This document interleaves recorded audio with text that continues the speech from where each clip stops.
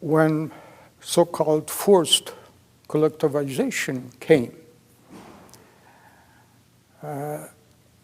all were at first encouraged to join kolkhozy, that's коллективное господарство. But those who did not want to join, they were told as long as they fulfilled the quotas imposed by the government, they can stay as individual farmers.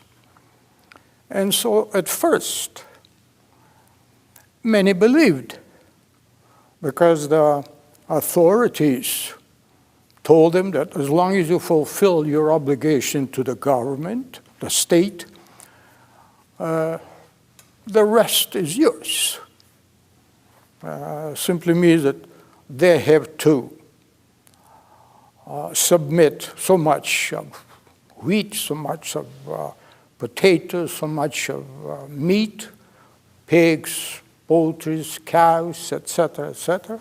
And whatever is left, it'll be sufficient for them to stay alive. But that was at the beginning. So in 1931, the quotas were increased to the point that if you fulfill the quotas of submitting whatever you had, the produce, wheat, etc., then there wasn't much left for the families to live on. When the people have fulfilled the first quotas, compulsory quotas, the government imposed the second quotas in a matter of 2 or 3 months, which the people and kolkhozs were unable to fulfill. They just didn't have enough. That was considered to be counter-revolution, that they assumed that the people, they still had enough of food to fulfill the second quotas. Well, since people were not fulfilling, the government formed so-called brigades. They used to call them 25,000s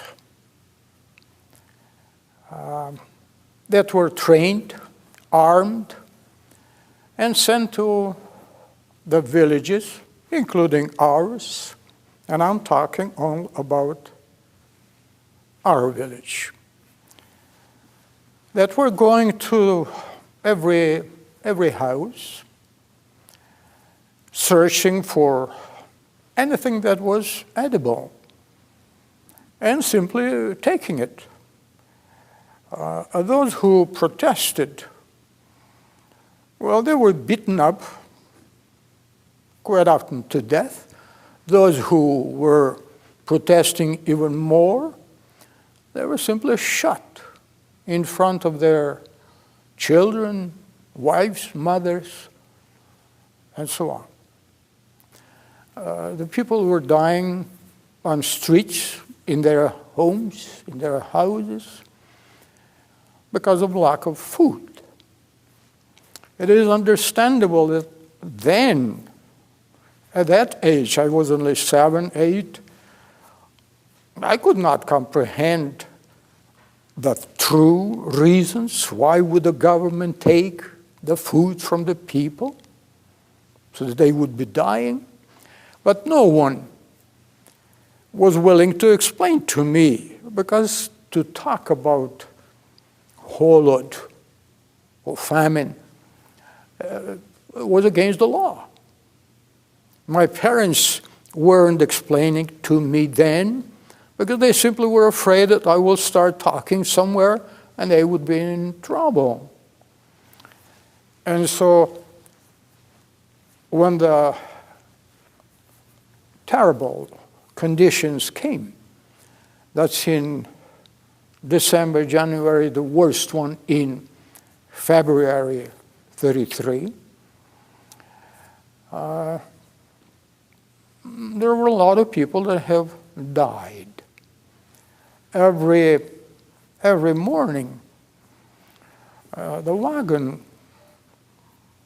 corpse wagon, was stopping at every house and shouting, "Anybody has died overnight?"